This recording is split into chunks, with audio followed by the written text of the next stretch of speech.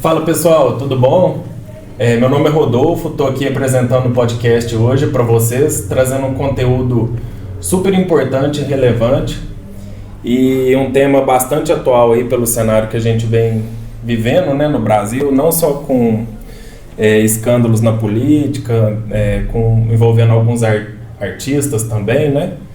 E para a gente conversar um pouco mais sobre esse tema hoje, eu trouxe aqui o Lucas, que é meu sócio na empresa, na 4C Compliance e LGPD, e ele é especialista em compliance. Lucas, você gostaria de apresentar aí para a galera? Bom, pessoal, primeiramente gostaria de agradecer o convite aqui do Rodolfo, meu amigo.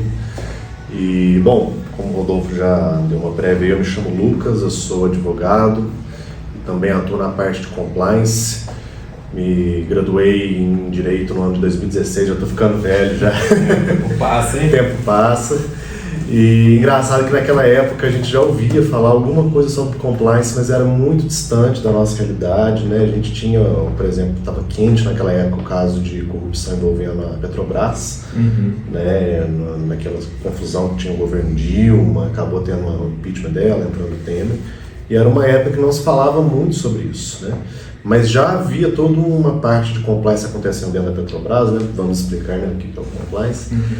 E posteriormente acabei me pós-graduando, estudando mais sobre o tema e me certifiquei na área de compliance. Hoje eu sou certificado CPCA, que é a parte de compliance anticorrupção, emitida pela LEG. E desde então, né, logo após me certificar, acabei fundando mais com os meus outros sócios a Force Compliance, que é uma empresa especializada na gestão e implementação de programas de compliance de forma geral. Maravilha! E o Lucas, a gente que está na linha de frente, a gente conversa com vários empresários e observa sempre a mesma dúvida na hora que a gente vai conversar com eles, né? O que é o compliance? O que significa isso? É interessante, né? Porque quando falamos em compliance, normalmente assusta porque é um nome em inglês, né? Que a gente acaba trazendo assim, o pessoal não sabe. Mas eu costumo dizer que a gente faz compliance no nosso dia a dia, nós, pessoas mesmo, né? Compliance nada mais nada é do que um programa de gestão de riscos jurídicos, legais e reputacionais que visa proteger a sua empresa. Eu gosto muito de iniciar, né, quando eu começo a falar sobre compliance, fazendo a seguinte pergunta, por exemplo. Eu vou te falar o nome de uma empresa aqui e você vai me falar a primeira palavra que vem na sua cabeça. Certo. Vamos lá. Preparado? Bora! Vamos lá. Americanas. Fraude. Realmente. Fraude contábil. Vamos lá. Outro, vou falar, hein? 1, 2, 3 milhas. Cara, problema. Palavra que vem na minha cabeça, problema, insegurança. Falta de confiabilidade. Falta de confiabilidade, exatamente. Interessante dizer isso, porque olha para você ver como é que é a imagem dessas empresas hoje, que eram empresas grandes no mercado, ainda são, né, de certa maneira, mas olha como a imagem delas ficou manchada por problemas de compliance. Por que eu falo isso, que são problemas de compliance? Porque a instituição ali, quando ela, no seu momento de atuação, ela não entendia e mapeava os riscos legais dela. Então, quando falamos de riscos legais, são parte jurídica, de cumprimento de normas, parte contratual também está envolvida nisso. O que aconteceu ali, né, rapidamente, no caso do 1, 2, 3 milhas, né? Parte de descumprimento contratual, não conseguia entregar as viagens para as pessoas que compraram. Isso acabou acarretando consequências jurídicas, que as pessoas entraram na justiça, e um dano de exposição na imagem. Então, para o empresário, o que é o compliance? É a proteção da sua empresa de riscos legais, reputacionais e qualquer coisa que possa estar afetando a sua empresa nesse sentido. É uma metodologia que visa assegurar e proteger a sua empresa. Maravilha. E contratos? O compliance abrange contratos? Abrange, né? Nesse sentido, quando falamos, né, de compliance, né, traduzindo, fazendo uma tradução literal, né, significa estar em conformidade, estar de acordo. O contrato, né, a gente costuma falar no mundo jurídico, até um jargão muito famoso quando a gente está na época da faculdade, que o contrato faz lei entre as partes, ou seja, tem que cumprir. E quando você se compromete em um contrato, você tem que estabelecer pelo menos uma métrica, alguma coisa nesse sentido, para estar entregando o que está cumprido ali no contrato. Se você não cumpre, você não está em compliance. E nesse sentido a gente sabe que o descumprimento contratual pode gerar uma dor de cabeça muito grande para o empresário. Maravilha. E uma outra dúvida, né? tem como você fazer todos os ajustes contratuais, processuais, jurídicos e tudo isso que envolve o compliance que você acabou de dizer, sem fazer uma adequação cultural na empresa? Boa pergunta, Rodolfo. Abrindo um parênteses aqui sobre isso, falando rapidamente sobre a história do compliance aqui, né? Quando o compliance surgiu lá nos anos 70, nos Estados Unidos, houve uma demanda muito grande que as empresas cumprissem as legislações. As empresas têm que cumprir as leis, todas as leis que afetam o seu negócio. E as empresas olharam e falaram assim, ok, vamos lá. Começaram a enxotar a lei dentro das empresas e falaram para os colaboradores, gestores, alta administração, cumpram. Resultado? Ninguém cumpriu.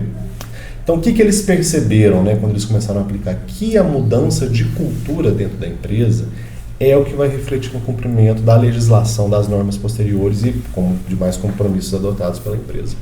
Então, perceberam que o primeiro fator a ser trabalhado dentro de uma instituição é a cultura. E quando a gente fala em cultura, a gente pensa a longo prazo. É uma transformação de cultura. Por quê? Você vai lidar, às vezes, com colaboradores que estão no processo ali da empresa há 20 anos. De repente, ele tem que mudar o comportamento que ele já está acostumado ali. Pode ser que sim, sim, pode ser que sim, pode ser que não, depende do caso concreto. Então, isso é uma percepção a longo prazo que vai acabar refletindo na cultura, no cumprimento de normas, né, na verdade, da empresa. E isso vai ter uma consequência muito positiva ao longo prazo. Legal, legal. Beleza, Lucas, mas a gente mora aqui numa região do sul de Minas, né, uma cidade que tem aí seus 100 mil habitantes, aproximadamente. Consequentemente, temos algumas grandes empresas, mas na sua maioria são empresas pequenas, a níveis aqui da cidade mesmo, ou regional. Para essas empresas, faz sentido adotar um programa de compliance, fazer algum investimento nessa área? Certo. Boa pergunta, Rodolfo. A resposta é sim. Pequenas empresas, elas têm que ter, ainda mais empresas que estão nessa fase de desenvolvimento, elas têm que ter uma noção muito boa sobre a legislação que pode estar afetando o negócio dela. E quando ela compreende essa legislação, estabelece uma metodologia para cumprir, ela consegue alçar voos muito maiores na frente. Ela tem uma segurança na gestão de riscos jurídicos, de compliance, muito maior, e isso dá segurança para o empresário poder começar a atuar. E é curioso, né? Porque quando a gente fala, né, em metodologia, a gente fala essas coisas, assusta um pouco, porque a gente pensa, nossa, é algo muito fora da minha realidade. Da minha realidade, meu Deus do céu, como é que eu faço para aplicar isso daí? Mas a gente fala, fique tranquilo. Compliance não tem uma forma certa, não existe uma regra certa. A gente tem alguns frameworks no mercado que ensinam você a aplicar, mas vai fazer o que é sentido para a sua empresa, né? Aí eu falo com você, empresário. Você tem que conhecer o seu negócio para saber como você vai aplicar isso daí dentro da sua empresa, que faça maior sentido nessa mudança de cultura que vai refletir dentro do cumprimento de normas. Então faz muito sentido para o pequeno empresário que ele faça isso. Pelo que eu entendi, isso traz uma segurança operacional, uma segurança jurídica para a empresa e, consequentemente, até uma proteção para o próprio empresário. Sim. Né? Porque muitas vezes eles nem conhecem quais legislações, por exemplo, que ele é obrigado a seguir. Exatamente, né? E a gente vê, por exemplo, tem determinados casos de que empresários às vezes começam a expandir, o negócio deles começa a crescer, eles começam a contratar fornecedores, começam a contratar serviços e muitas das vezes eles não conseguem cumprir e arcar com esses compromissos que foram adotados. Isso é um exemplo de não estar em compliance. Maravilha. Isso é um exemplo que uma pessoa pode acabar gerando um problema jurídico, porque provavelmente o fornecedor vai acabar acionando na justiça para o cumprimento do contrato que foi feito. E a empresa ela terá muitos problemas e pode até acarretar no fechamento do negócio. Falência, né? A gente já tem, sim, exemplos e casos assim, de pequenos empresários a longa data assim, que esse tipo de situação acontece. Legal. E aproveitando, né, nesse tópico que a gente tocou aqui, o compliance, ele é também para as pequenas e médias empresas. Isso traz um outro assunto que normalmente o pessoal preocupa ou tem um certo receio, que é a questão de custo. Sim. Né? Muitas vezes as empresas não têm ali um orçamento disponível, um orçamento muito grande disponível para fazer um investimento em um programa completo de integridade. Sim. Né? E como que funciona isso na prática? A Force, ela oferece algum tipo de serviço mais barato, algum tipo de serviço especializado em pequenas empresas que consequentemente são mais em conta? Sim. Rodolfo, excelente pergunta. Vamos quebrar uma objeção aqui muito grande que a gente vê no mercado hoje, que o que? Compliance não é caro. Compliance é muito tranquilo de ser feito. Existe toda uma parte que você pode implementar na sua empresa, de modo que você atenda a legislação de forma tranquila e segura. Por exemplo, né, nós trabalhamos com uma metodologia em que o primeiro passo que recomendo a ser dado é a gestão de riscos. É uma análise de legislação com os processos, a gente vai confrontar o que acontece dentro da sua empresa, está em cumprimento da legislação, geramos relatórios nesse sentido. Você faz um diagnóstico. Um diagnóstico é o primeiro ponto. Mas pode ser que para o seu negócio, por se tratar às vezes de um procedimento caro, pode ser que às vezes o início pelo pódigo de ética pode ser perfeito. Então você começar o seu compliance através de um código de ética é uma excelente opção também para o empresário que às vezes não tem condição de estar arcando com um processo de gestão de riscos. Aí só um parênteses aqui. O que é um código de ética? Boa pergunta, Rodolfo. Uma coisa vai puxar. Aqui tem assunto demais. Isso aí. Código de ética são basicamente os valores da empresa que estão colocados ali no papel. Você vai definir quais são os valores da empresa e quais são as condutas que você quer que seus colaboradores, gestores, alta administração tenham durante a atuação dentro da empresa ali. Então o código de ética seria isso, são as regras do jogo dentro da sua empresa, são os seus valores, o qual você vai estar definindo para que os seus colaboradores possam estar cumprindo ali dentro. Maravilha.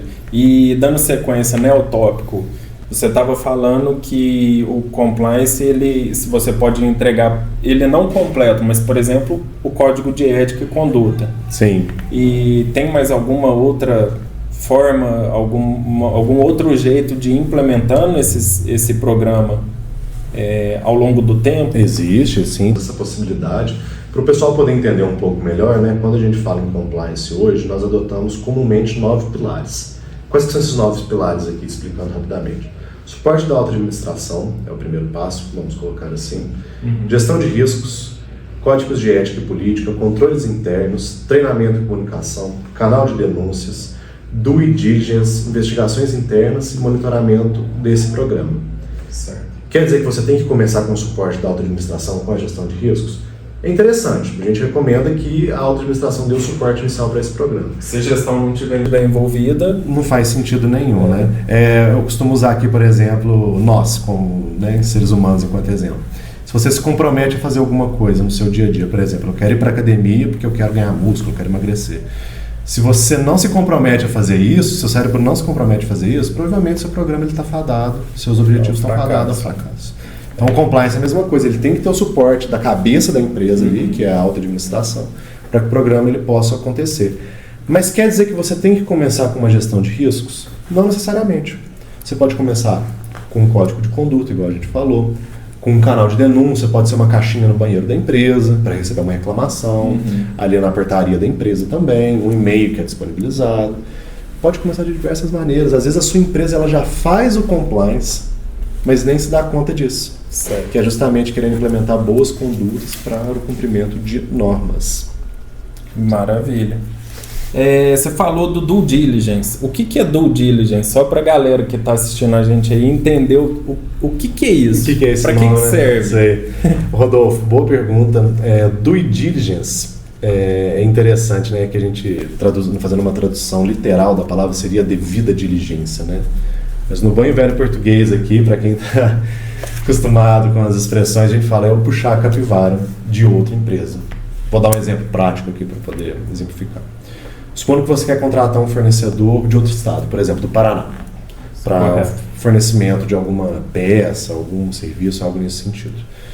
Mas você não sabe se essa empresa é uma empresa idônea, se é uma empresa com nome limpo, se ela tem algum problema envolvendo um escândalo de corrupção, trabalha análogo a escravo, algo nesse sentido. E você não sente insegurança em contratar esse parceiro. Por quê? Porque se essa empresa, em algum momento, ela cometeu algum ato ilícito e estiver levando o seu nome, dentro da legislação de corrupção, a responsabilidade ela é objetiva. O que isso quer dizer? Eles não querem saber se houve dolo, culpa, alguma intenção ou não. Vai responsabilizar. Toda a cadeia ali envolvida. Toda a cadeia vai ser investigada, vai ter, enfim, toda a parte de investigação ali. Fora o risco midiático, né? Pois é, isso é até mais grave às vezes do que dependendo de multa, né? Como é o caso concreto ali. Então, o due diligence, né, ou puxar a capivara, vamos dizer, é você pegar o conjunto de informações dessa empresa e fazer um relatório completo se essa empresa ela é uma boa parceira ou não para você estar atuando. O que é isso, né? Você basicamente vai diminuir essa assimetria informacional. Quando você entra em um negócio, você naturalmente desconhece o outro lado, você não sabe daquela pessoa. O due diligence ele visa justamente regular e botar as partes em pé de igualdade para a tomada de decisão. Legal. Então ele vem justamente para trazer essa segurança para o empresário, dar suporte ali na contratação do serviço. Eu acredito que isso seja muito importante também em processo de fusão de empresas, né? Para você ter o conhecimento igual ali, equiparado, para tomar a decisão se realmente vale a pena ou não adquirir outra empresa, fundir com outra empresa. Sim, interessante isso, porque conheço pessoas que já deixaram de fazer fusões de empresa, grandes empresários, por problemas de due diligence, que quando ele foi investigando a empresa, né, houve a intenção de fusão entre duas grandes empresas, começaram as tratativas, começaram o levantamento de informações, dados, documentação, a parte, vamos colocar, de investigação para conhecer a empresa. De repente foi constatada uma fraude tributária gigantesca na outra empresa, o qual o negócio não foi feito. E se, trazendo uma situação hipotética aqui, e se essa empresa não tivesse feito due diligence e tivesse de fato fundido com essa outra empresa que estava com esse problema? O que isso poderia trazer de prejuízo para o empresário? O empresário ia comprar um grande elefante branco, ele ia ter um grande problema nesse sentido e provavelmente o negócio dele estaria fadado, assim, não diria falência ou algo nesse sentido, mas ele teria uma grande dor de cabeça para poder. Esse problema tributário ia acabar se tornando dele. Exatamente. Pessoal, então deu para perceber aí a relevância e a importância, né, de você ter isso mapeado, conhecer o que é e saber, né, os momentos aí que deve ser aplicado. Sim, isso é muito importante. Compliance é justamente a gestão de riscos do seu negócio. É um setor, vamos colocar assim, que fica posicionado ali na segunda linha de defesa do ambiente. O que é isso, né? Ele fica dando respaldo para a tomada de decisão. Ele vai fazer a parte investigativa, logicamente, vai levantar informação, mas ele auxilia a tomada de decisão de colaboradores, gestores da alta administração, para ver, posso fazer isso dessa maneira? Posso tomar essa decisão? Vai me trazer algum problema se eu fizer isso? Minha empresa ela vai descumprir alguma legislação nesse sentido? E o compliance ele vai trazer segurança de falar para você pode fazer ou não pode fazer. Certo. Ou seja, ele traz essa segurança de prevenção, detecção e remediação de riscos jurídicos, reputacionais, de dano à imagem, nesse sentido, financeiros também, né? Podemos dizer assim. Porque se sua empresa ela está em compliance, a chance de ter algum problema financeiro, com pagamento de multas, é bem menor nesse sentido. Certo. Beleza, a gente já teve um panorama geral aqui sobre o que é compliance, né? Os pilares, due diligence, canal de denúncias. Mas Lucas, beleza, eu ouvi aqui o podcast, vi que faz sentido, quero ter essa proteção para mim, para minha empresa.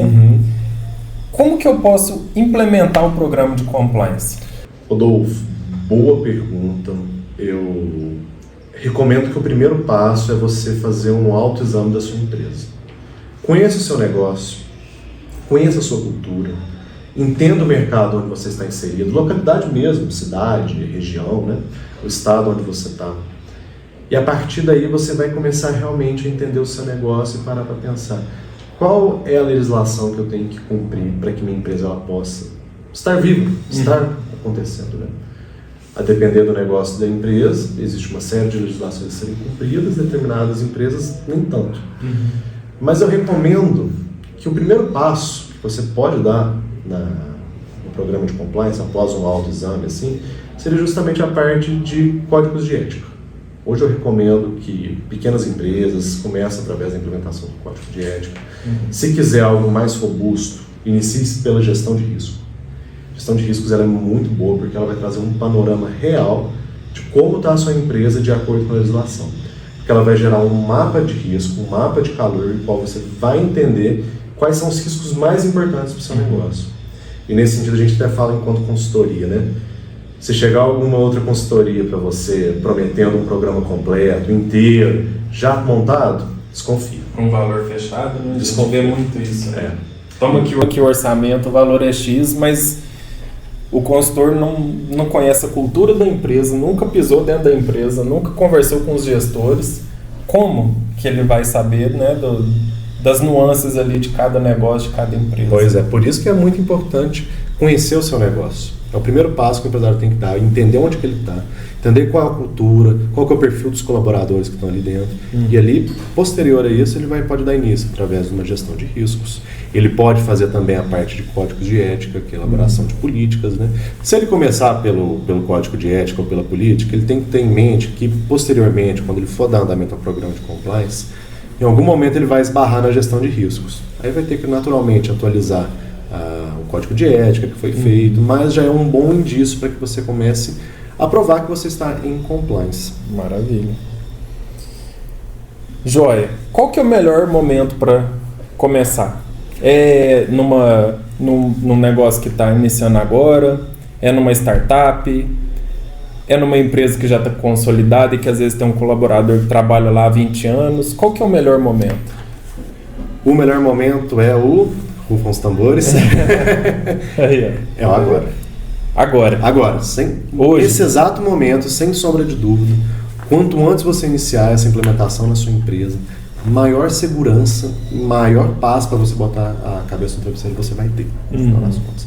Não existe momento certo no sentido de, vou pensar daqui 2, 3 meses. Não, é agora. O melhor momento para você iniciar o programa é desde já fazendo, como eu disse, um autoexame, conhecendo a sua empresa, conhecendo a cultura e já iniciando essas boas práticas dentro da sua empresa. Maravilha. Eu te garanto que trará benefícios assim enormes que você não consegue mensurar, né? Eu vou, se me permitir aqui, vou trazer um exemplo prático muito interessante. Claro, vamos lá. Uma vez eu estava ouvindo um podcast e, como um bom ouvinte de podcast, né, escuto muito essas coisas na área de compliance. E me veio um caso aqui que foi um profissional da área de compliance. Ele estava prestando um treinamento lá em São Paulo para grandes empresários lá. E dentro do processo, né, de treinamento ali, ele tocou no assunto de compliance, falou, e um dos empresários mostrou muito resistente ao tema, né? Pensou que isso era uma coisa para multinacionais, gigantes empresas ali. Isso não é para mim, isso é bobagem, não vai me trazer ganhos financeiros. Sim, ele pensou dessa maneira, ele mostrou muita resistência no começo, mas ele participou do treinamento, entendeu como funcionava um programa de compliance, e pôs uma pulguinha atrás da orelha dele ali. Ele foi para casa, pensou bem e falou assim, você quer saber, eu vou começar a implementar esse programa de compliance aqui. Então ele começou ali com código de ética, posteriormente fez uma análise de riscos, começou a identificar alguns problemas, estabeleceu controles internos dentro da empresa e ele descobriu uma fraude no cartão corporativo do ticket de alimentação da empresa de R$300 mil por mês que acontecia ali dentro. Para você ter noção como o compliance realmente ele pode auxiliar a sua empresa a fechar a torneira na prática. Bom, eu não sei o porte da empresa, mas se fosse uma empresa relativamente... Uma empresa média. Sim. O valor da consultoria seria o quê? 10% desse valor? 20%? Por aí. Talvez. Você imagina, né? Então, uma economia jogando baixo de 200 mil, caso ele tivesse feito toda a implementação com o apoio de uma consultoria. Com o apoio de uma consultoria. Ele começaria a entender o seu negócio, identificaria os problemas que a empresa já tem, né, através dessa gestão de riscos, estabeleceria políticas, dessas políticas ele implementaria o que foi definido nessas políticas e o processo de segurança da empresa realmente começa a acontecer. Às vezes você está faturando, vendendo bem, as vendas estão a todo vapor, entra dinheiro, mas você não sabe para onde vai, para onde sai. Isso pode ser uma fraude. Pode ser uma fraude. Pode ser um problema muito sério de algum colaborador ali que está fraudando o processo, né? Que está pegando esse dinheiro, enfim, aplicando em outros locais, né? Ou pode ser também uma parte até de má gestão, dependendo da empresa. E o compliance ele ajuda nisso, porque ele vai entender, ele vai explicar para você quais são os principais riscos jurídicos que sua empresa tem. E com isso você vai entender, né? E quando a gente fala em compliance, também está envolvida a parte contábil, a parte tributária, no cumprimento das normas, né, tributárias e contábeis. Então, de repente, você pode ter essa segurança maior dentro da sua empresa. Maravilha. E, bom, a gente já estava puxando o gancho aqui dos benefícios, né? Sim. Um deles é o benefício financeiro, porque igual você acabou de dizer, né, o empresário ele detectou uma fraude de 300 mil por mês. Isso é um dinheiro que vai retornar ao caixa da empresa, né? Sim. E tem mais alguns outros benefícios que você poderia citar?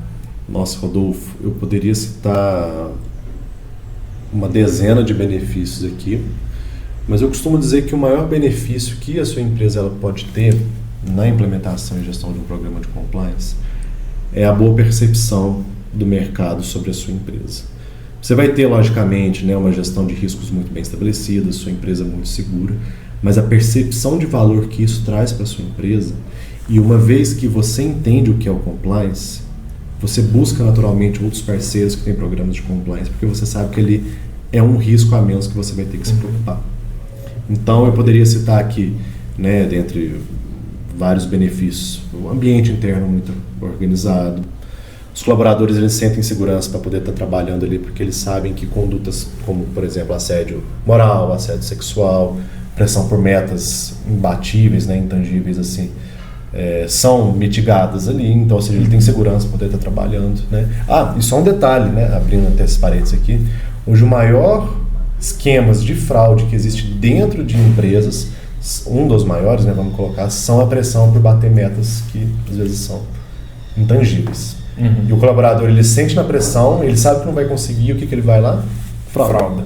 Ele frauda o processo para conseguir dar uma camuflagem e falar que vendeu X, mas na verdade vendeu Y. Então, só a título de exemplo aqui, né? Outro benefício, redução, né, de perdas, de valores que a empresa ela pode estar tendo ali. Você consegue antecipar a fiscalização de órgãos, porque você vai estar cumprindo as legislações ali dentro da empresa. Você também consegue trazer como benefício, caso você queira algum dia procurar algum selo nessa parte de gestão de compliance, né? Hoje a gente tem um selo no mercado, o selo Proética. Se você estiver buscando às vezes uma ISO também, a ISO 37000, 37301, também está lidado com essa parte de compliance. Ou seja, os benefícios são enormes, os benefícios são muito grandes nesse sentido. Hoje a gente percebe uma preocupação muito grande dos clientes em relação a como a empresa exerce sua atividade. Recentemente a gente teve casos de empresa do ramo de cosméticos, por exemplo, testando produtos em animais. Pois é. E quando isso se torna um escândalo midiático, o impacto financeiro para essa empresa é muito grande, porque ela perde uma porcentagem relativamente grande, né, da sua clientela. Sim. Então foi interessante você ter trazido, né, esse tópico. E isso é muito interessante porque provavelmente essa empresa ela vai sofrer uma sanção jurídica, vai ser penalizada, mas onde ela realmente vai sentir na queda de venda. Na queda de vendas. E hoje nós temos um público cada vez mais engajado com pautas ambientais. Empresas, vamos colocar, né, o público está cada vez mais atento a rótulos também. Então eles buscam empresas que têm essas boas práticas. E quando essa empresa ela é exposta dessa maneira na mídia, é um prejuízo imensurável. Legal. Ela só vai conseguir recuperar isso daí se ela tiver um programa de compliance muito bem estruturado dentro da sua empresa. Que entra, eu acredito, na gestão de risco, mas na parte de resposta. Sim. Né, de você ter uma resposta rápida para cobrir ali, para amenizar algum tipo de incidente. Sim, né? Quando falamos, né, do compliance, existem 3 pilares que permeiam o programa, que é a prevenção, a detecção e a remediação ou resposta, vamos colocar assim, né? Então a ideia é justamente você tentar prevenir riscos que possam acarretar consequências negativas para o seu negócio, riscos legais, riscos reputacionais, detectar caso esses riscos estejam em vias de fato de materializar, de acontecer, e caso aconteça, você ter todo um plano de ação, uma gestão de crise para responder esse incidente à altura, de modo que minimize, vamos colocar, diminua esse risco, na verdade risco não, porque já materializou, né, já aconteceu, mas que diminua o fato que já foi materializado, que já está colocado ali. E isso acaba agregando maior confiabilidade na empresa. Porque nós sabemos, né, por mais que você implemente controles internos, defina políticas, estabeleça metas ali, se o dono do processo quiser fraudar o processo, ele vai fraudar.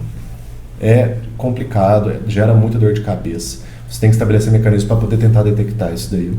Mas caso aconteça, sua empresa ela vai estar segura nesse sentido, porque vai ter uma gestão de crise para poder estar acontecendo. E você trazendo essa parte de que um colaborador, se ele quiser fraudar, ele vai de alguma forma ir buscando mecanismos para conseguir, né, materializar ali alguma fraude, algum roubo, alguma coisa nesse sentido. Eu vejo que muitos empresários têm a dor trabalhista. Sim. Né? Eles têm receio de contratar, é difícil achar mão de obra qualificada muitas vezes, é difícil achar pessoas confiáveis. O compliance, ele traz algum respaldo trabalhista? Traz, ele apresenta, né, o compliance ele pode ser nichado, né, vamos colocar assim. Então você tem, por exemplo, o compliance anticorrupção, que é o compliance que costumamos ver mais em prática. Nós temos compliance ambiental, compliance tributário, compliance trabalhista, né? Que é o nosso foco aqui que a gente está falando agora. E, Rodolfo, você me trouxe um insight muito interessante aqui, que você falou, né, sobre se o colaborador ele quiser fraudar, ele vai fraudar. Por que o compliance, essa metodologia do compliance, ela é importante dentro de uma empresa?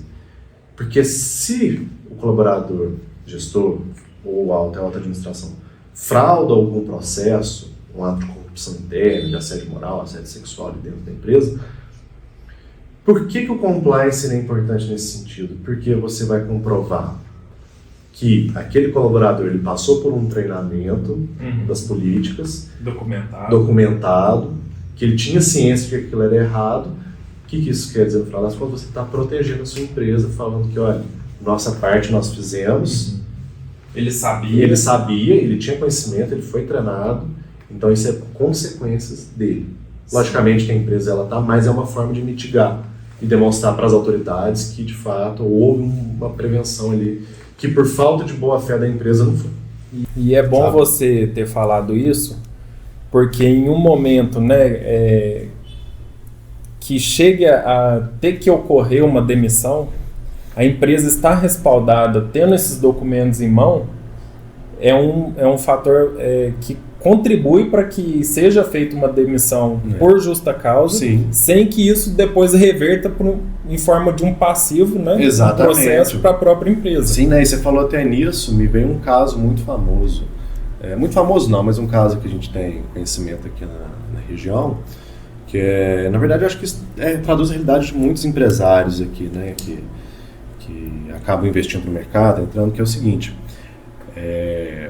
a situação de que vem um colaborador, você contrata um colaborador, você treina, você passa o know-how para ele, você explica como funciona a sua empresa, e posteriormente ele sai da empresa, abre o próprio negócio e leva uma parte da sua clientela. Puxa ali, né, a gente teve um caso aqui de um empresário que chegou a perder 20% do seu faturamento, por causa de um colaborador que abriu um negócio similar. 20%? 20% do seu faturamento. Às vezes a margem de lucro dele não é isso.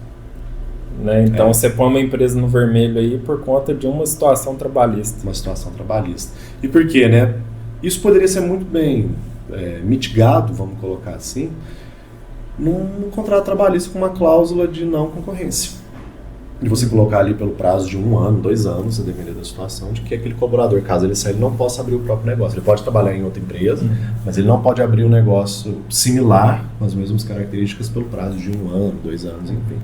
Então perceba como pequenos ajustes, com pequenos problemas que às vezes vão acontecendo, você pode mitigar eles. Um risco gigante. De modo que ele não se torne um risco gigante, uma dor de cabeça. Aí, pessoal, o Lucas já trouxe uma dica aqui, né? Você, empresário, dá uma lidinha lá no seu contrato, vê se tem essa cláusula de não...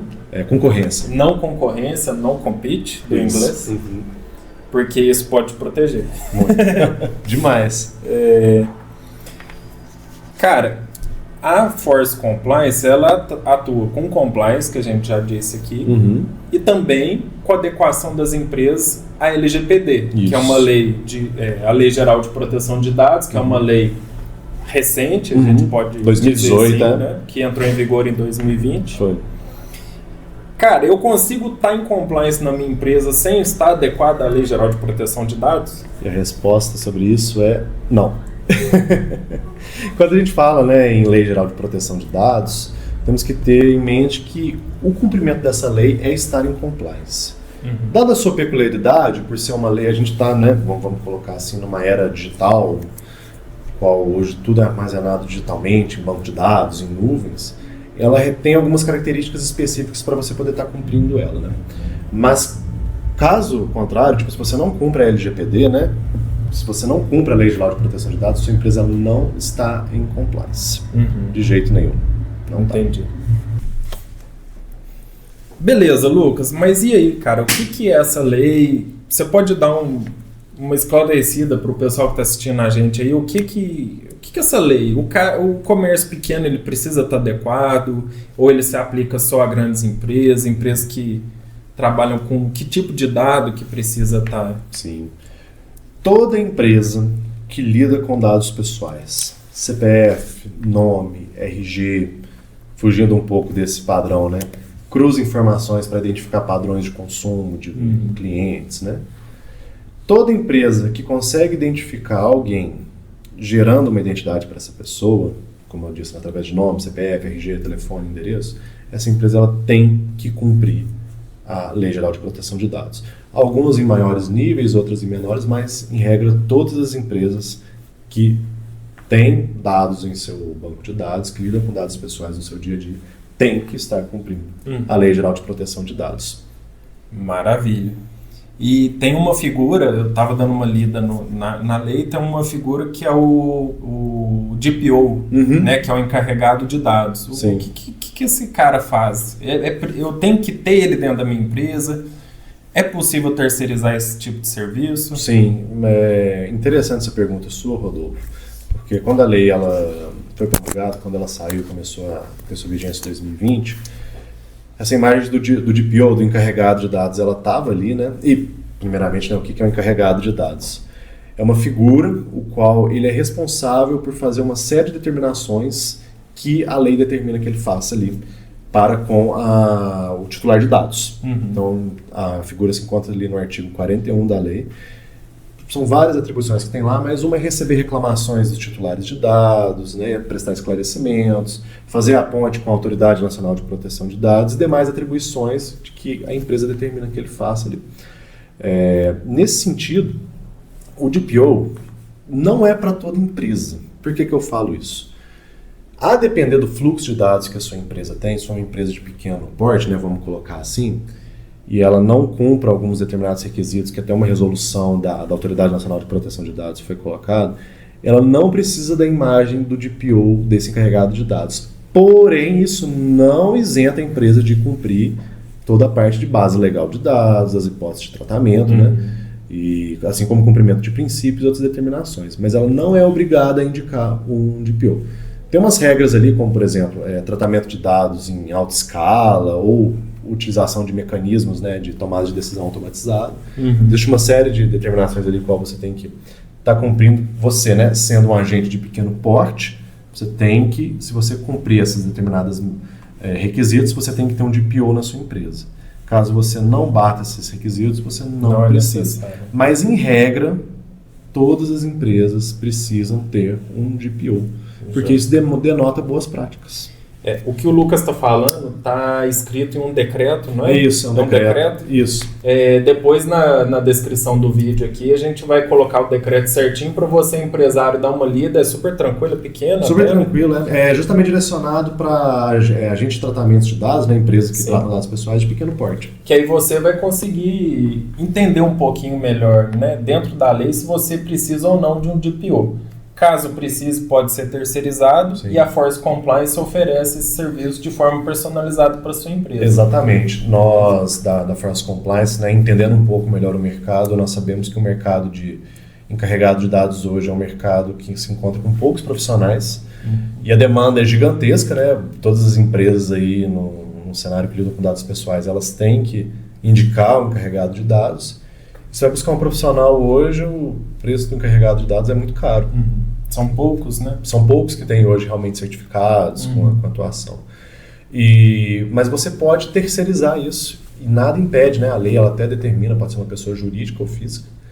E nada impede que você terceirize essa parte do encarregado de dados, que é um serviço que a Force Compliance faz. Ela terceiriza esse encarregado de dados e ela presta esse serviço de forma muito tranquila, que vai tirar dor de cabeça do empresário. A gente sabe que é a lei da oferta e da demanda, né? Então, se tem poucas pessoas no mercado... Outra dica, às vezes você que está formando em direito ou alguma área afim, na área de gestão, e está procurando uma especialização, pode ser um bom caminho para você ter um salário muito bom para você poder começar, né? E às vezes você quer fugir do judiciário, não quer advogar, não quer tentar concurso público, mas quer mercado de trabalho. Compliance, Lei Geral de Proteção de Dados hoje é um mercado em ascensão muito forte, muito grande. E para o empresário, às vezes, contratar um DPO fica caro. Sim. Você tem uma noção de valores, hoje, em média, que a Force Compliance cobra para fazer esse serviço? Boa, interessante essa pergunta, Rodolfo. Depende muito do perfil da empresa, mas normalmente a gente trabalha com a parte de colaboradores ali. Logicamente a gente tem um pequeno conhecimento inicial da empresa para entender a noção de fluxo de dados, mas normalmente fica no máximo entre 300 a 800 reais no máximo ali. E hoje você vai contratar um colaborador hoje com encargo trabalhista, CLT... Não sai a menos de 2 mil. Não sai a menos de 2 mil. E você não contrata um DPO no salário mínimo. Hoje a gente fala em DPO aí, muito... Vamos colocar... Dependendo da empresa onde ele vai atuar, grandes centros, um DPO Eu vi no Glassdoor que gira em torno de 6 a 25 mil o salário de um DPO. Exatamente. Então... É um valor muito alto. Exato. E por que é muito alto? Tem poucos profissionais e existe a demanda. As empresas elas têm que ter. Porque se não tiverem, as consequências jurídicas que a própria Lei Geral de Proteção de Dados traz são severas nesse sentido. A título de curiosidade aqui, a primeira empresa que foi multada pela Autoridade Nacional de Proteção de Dados, e na época, né, quando saiu a notícia, a gente imaginou que fosse ser uma Google da vida, uma Amazon, uma empresa gigante. Uma gigante do varejo, assim, mas na verdade foi uma microempresa do Espírito Santo na área de telefonia. E uma das penalidades que ela teve foi justamente por não ter indicado um DPO ali. Ela lidava com muito fluxo de dados, porque é uma telefonia, enfim, ela entrava, um telemarketing na verdade, entrava em contato com muitas pessoas, tinha muitos dados cadastrados ali na base deles. Eles receberam justamente uma penalidade por não ter indicado um encarregado de dados, entre outras penalidades que eles sofreram também. E a multa é pesada. Hoje a multa ela é 2% do faturamento bruto da empresa. Anual. E se não conseguir mensurar isso daí, limitada até 50 milhões de reais. Para você pagar uma consultoria terceirizada, né, especializada no assunto, por esse valor que o Lucas trouxe, fica irrisório. Né? Exatamente. E nesse sentido, a consultoria ela até um dos valores que a Force Compliance ela apresenta é justamente o foco no cliente. Nós gostamos de trazer justamente a entrega de um produto personalizado para atender a real necessidade da empresa nessa parte de compliance. Maravilha. Não esqueçam disso, pessoal. Você empresário, não existe programa de compliance que já vem completo para sua empresa. Você tem que fazer toda a parte de conhecer seu negócio, de entender onde você está inserido. Não existe um pacote, né? Comprei o pacote compliance. Não existe isso. Sem um diagnóstico? Sem um diagnóstico. Tem que entender qual é a realidade da sua empresa. É muito importante para que o programa ele seja efetivo, acima de tudo. Porque às vezes a gente está cansado de ver programa de compliance de fachada, que na verdade é só para inglês ver, vamos colocar assim. Então é importante que você realmente tenha um produto personalizado que vai atender a realidade da sua empresa, de modo que não ingesse os seus processos, que não trabe os seus processos, né? Que isso acaba dando fluidez, de modo que a sua empresa ela possa tocar normalmente, sem que o compliance traga, né, essa restrição, esses controles muito fortes ali para engessar o processo da sua empresa. O compliance ele vem para justamente não fazer isso, e permitir que sua empresa ela atue normalmente, mas com segurança jurídica e reputacional. A Force Compliance hoje tem 3 sócios que são advogados. Sim. E a gente brinca, né, Lucas, que a gente não quer que o empresário tenha que chegar neles como advogados. Então, a nossa missão aqui é trazer tudo isso que a gente está conversando de forma simples, o mais barato e acessível possível para os empresários aqui da nossa região, do nosso ecossistema. Sim. Exatamente. A consequência disso a longo prazo, pessoal, é maiores investimentos. Se você tem um dinheiro para investir em algum lugar, em alguma empresa, e você tem a opção de escolher entre um ecossistema, uma empresa, uma região onde o compliance é forte, portanto o risco é baixo, e uma que não tem compliance, qual que você investiria? Aonde você colocaria seu dinheiro? Essa é a nossa visão a longo prazo aqui para a nossa região de Lavras. E foi até interessante, né? Ano passado estivemos em um evento aqui na cidade de Lavras mesmo, que foi um evento sobre investimentos em startups. Foi um fundo de investimentos. Foi bem lembrado, Raj Invest. O Raj Invest foi um evento muito interessante. E nós já vínhamos atuando com algumas startups na época, naquela ocasião ali, e a gente foi convidado para participar do evento e estivemos lá, né? E a gente já vinha batendo essa tecla de compliance já há um tempo, né, falando sobre isso. E eles vieram justamente para falar modalidades de investimento para startups e o que o investidor busca numa startup para poder estar colocando dinheiro ali. Né? Leia essa startup, leia essa empresa de forma geral, né? Vamos colocar assim, né, para título de exemplo. E foi até engraçado que nós, sócios da Force Compliance, estávamos lá, né, e o rapaz explicando modalidades de investimento, falou como funciona uma startup, qual que é a ideia de uma startup, né? Aportes financeiros para... Exatamente, figura do investidor anjo, série A, série B, toda aquela parte de investimentos em startup.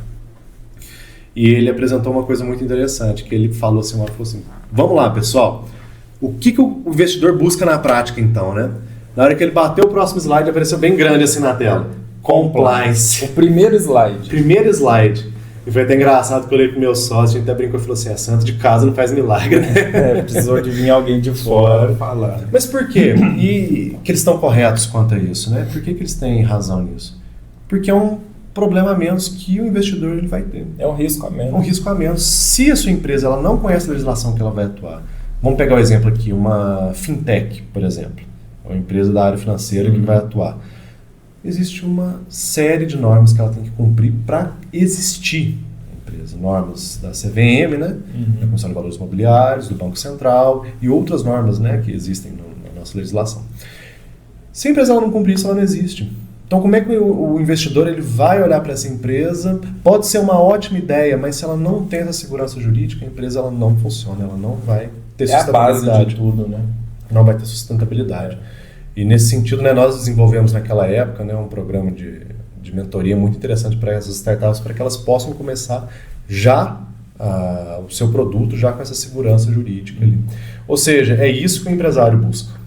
É isso que o investidor que está olhando para uma empresa, ele vai querer aplicar justamente em empresas que têm boas práticas, que cumprem a legislação. Ô Lucas, voltando um pouco aqui no tema da LGPD, a gente falou muito para o lado da empresa, né? Mas e para o lado da pessoa, do cliente, do consumidor? Por que essa lei é importante para proteger essas pessoas? Hoje nós vivemos, né, na era do Big Data, vamos falar assim, né? Começou, vamos colocar a fase inicial dessa era do Big Data foi com o case da Target em 2012, de que a empresa Target, né, que é uma grande do varejo norte-americano, ela já sabia que uma menina de 16 anos estava grávida antes do pai dela saber. Nesse caso foi... Aquilo ali demonstrou o quanto que os dados eles são importantes para você tomar a decisão e entender, né, no cenário que você está. Aquilo inaugurou a era do Big Data, vamos dizer assim. E começou-se a criar uma percepção cada vez maior de que os dados pessoais são o petróleo da nossa era, da era que estamos hoje. Sem dados, a empresa ela não toma decisão, ela não sabe para onde vai. Acompanhando esse cenário, a legislação percebeu de que existe um comércio muito grande de dados pessoais. A título de exemplo, nós temos empresa hoje que você insere o seu CPF ali para fazer uma compra, essa empresa vende seu CPF com a base de dados de perfil de consumo seu para outras 10 empresas por R$1. Então eu costumo brincar, né? Não falando que farmácias ou empresas fazem isso, mas se você vai numa farmácia hoje e você dá o seu CPF falando que vai ter um desconto de R$5, na verdade, seu CPF que vale R$5. Porque ela está revendendo suas informações para outras empresas. Exatamente. E isso é mais comum do que você imagina. Citando, né, essa área da saúde, recentemente a gente teve um caso, não sei se o pessoal de casa acompanhou ou vai lembrar disso, mas é algo recente. Algumas pessoas foram simplesmente desligadas do seu plano de saúde. Você lembra dessa notícia? Sim, né? sim. Por quê? A pessoa ia na farmácia, fazia uma compra, por exemplo, de uma medicação para o coração. É uma medicação que previne, por exemplo, um ataque cardíaco. Sim, né? Um infarto. Um infarto. Essa informação era repassada para o plano de saúde. Claro, a troco, né, era vendida ao plano de saúde. E o plano de saúde passou, com essas informações, entendia que esse consumidor que comprou esse remédio para o coração, ele oferecia um risco grande para o plano de saúde. Por exemplo, caso ele tivesse um infarto, o plano de saúde ia ter uma despesa financeira muito alta com ele, oferecendo o tratamento. Exatamente. O que o plano de saúde fez? Simplesmente cortou essa pessoa do plano. Apesar, né, do cliente estar ali há muitos anos, pagando tudo certinho, mensalidade e tal, ele simplesmente foi cortado do plano de saúde por conta de um vazamento de dados. Exatamente, por causa de um perfil de compra identificado numa farmácia. Exatamente. E olha a consequência que isso gera. Então percebam, né, para nós, titulares de dados, né, nós portadores de CPF, RG, nome, é uma lei que, na verdade, ela foi criada para proteger nós. As pessoas físicas. Exatamente. E aqui as empresas elas têm uma série de determinações a serem cumpridas, mas ela visa justamente nos proteger. Então a segurança hoje ela é enorme, principalmente hoje com a inteligência artificial cada vez mais aprimorada, cada vez sendo desenvolvida de forma mais forte.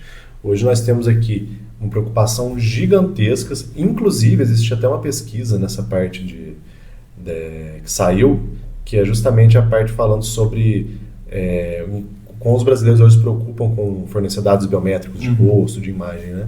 Porque hoje é utilizado para vários fraudes, enfim, é uma série muito perigosa. Com dado biométrico, uma instituição financeira, por exemplo, libera crédito para você ou para um fraudador. Sim. Então, é só para exemplificar aqui a relevância disso. É muito sério. Bom, pessoal, então, visto aí a relevância, né, do assunto, tanto do compliance como a LGPD, nós da Force Compliance estamos dispostos, né, Lucas, a tirar todas as dúvidas. Se você tiver algum comentário, algo que queira dizer, deixa aqui nos comentários desse vídeo.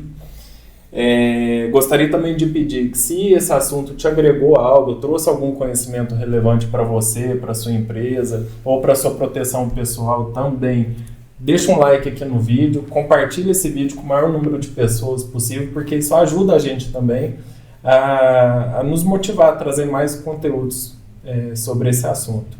Rodolfo, gostaria de primeiramente agradecer o seu convite por estar aqui nesse podcast. Foi maravilhoso falar sobre compliance e eu gosto muito de encerrar o tema falando sobre duas frases que são essenciais nesse mundo de compliance. Primeiro, que estar em compliance é a sustentabilidade do seu negócio, é a segurança que o seu negócio ele pode estar alavancando passos maiores e você ter eu falo diretamente para você, empresário, você ter uma paz para você estar lidando com o seu negócio, porque você vai entender que sua empresa está segura com os riscos que foram mapeados, com os controles que foram estabelecidos. E uma frase do magnata norte-americano que ele fala que se você pensa que o compliance é caro, tente o não compliance.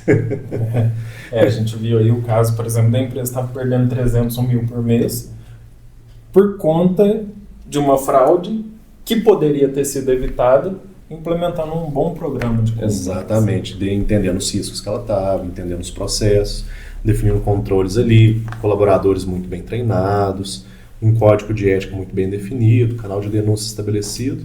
A empresa ela teria uma maior segurança para ela poder estar atuando. Lucas, obrigado aí pela participação. Eu que agradeço, meu amigo. Obrigado por trazer tanto conteúdo relevante aí para o pessoal. Obrigado você que nos assistiu até aqui, teve a paciência, né, de acompanhar a gente. Mais uma vez, repito, qualquer dúvida, qualquer coisa que vocês precisem de um auxílio, de um apoio, estamos 100% à disposição para fazer esclarecimentos, tirar dúvidas, dar apoio, eventualmente ir até a sua empresa, entender um pouco do cenário, fazer um orçamento para você que deseja implementar aí o programa de compliance ou fazer adequação da LGPD, ou os dois, certo? Aqui na descrição do vídeo eu vou deixar também o link que vai para o site da nossa empresa, para vocês estarem conhecendo melhor, né, a nossa empresa. E é isso, pessoal. Muito obrigado. Até a próxima. Valeu, pessoal.